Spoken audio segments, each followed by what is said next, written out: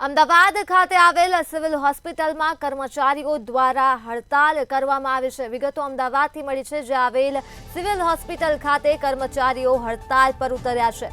તો વર્ગ 4ના કર્મચારીઓ હડતાલ પર ઉતર્યા છે અને પોતાનો વિરોધ નોંધાવી રહ્યા છે। સિવિલ હોસ્પિટલ ખાતે વિવિધ માંગણીઓને પૂરી કરવા માટે કર્મચારીઓ હાલ માંગ કરી રહ્યા છે અને હડતાલ કરી વિરોધ કરી રહ્યા છે। ત્યારે રેસિડેન્ટ ડોક્ટરો બાદ હવે વર્ગ 4ના કર્મચારીઓ હડતાલ પર છે।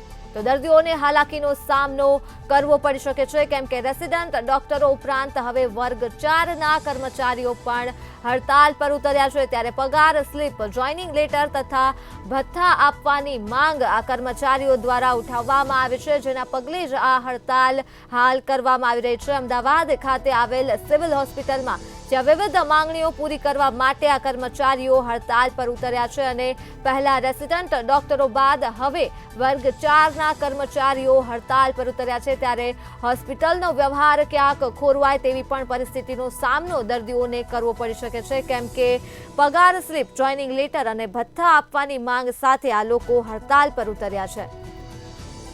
આ મુદ્દે જ આપણી સાથે સંવાદદાતા મેહુલ ફોનલાઈન પર જોડાઈ ગયા છે। જે સિવિલ હોસ્પિટલ ખાતે વર્ગ 4ના કર્મચારીઓ હડતાલ પર છે, વિરોધ કરી રહ્યા છે, શું કહેશો?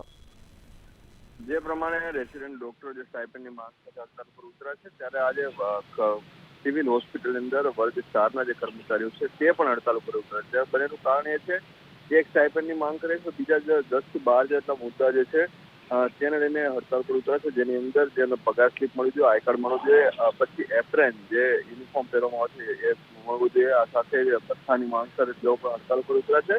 અને છેલ્લા કેટલાય સમયથી જે માંગો કરતા હોય પરંતુ તેની માંગો સંતોષાતી ન હોવાના લીધે આજે સિવિલ કેમ્પસ અંદર તેઓ પણ હડતાલ પર ઉતર્યા છે। એટલે કે બંને એક રેસિડેન્ટ ડોક્ટર અને ક્લાસ 4 આ બંને જ્યારે હડતાલ પર ઉતર્યા છે, દર્દીઓને જે હાલાકી ખૂબ જ વધશે, કારણ કે જે વર્ગ 4ના કર્મચારીઓ જે પ્રાથમિક સેવા માટે રાખવામાં આવે છે અને સાથે રેસિડેન્ટ ડોક્ટર દર્દીઓની સારવાર માટે રાખવામાં આવે છે, બંને જ્યારે હડતાલ ઉપર છે ત્યારે દર્દી તેમજ તેના સગાઓને હાલાકીનો સામનો કરવો પડશે।